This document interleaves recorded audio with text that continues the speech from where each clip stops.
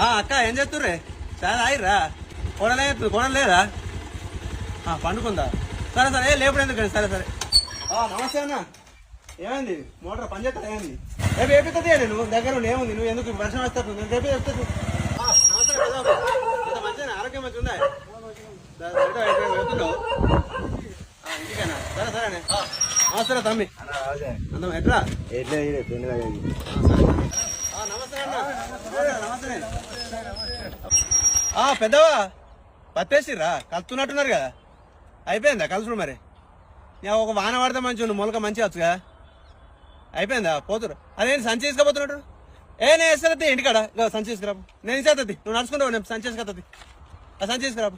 ఏందన్నా తోవంట అందరినీ మందలించుకుంటూ వస్తున్నావు అరే ఊళ్ళో అందరితో కలిసిమెలిసి ఉండాలి అక్క చెల్లి అన్న తమ్ముడు పెద్దవ అనుకుంటూ ఉండాలి మంచిగా అందరితో కలిసిమెలిసి ఉండాలి మంచిగా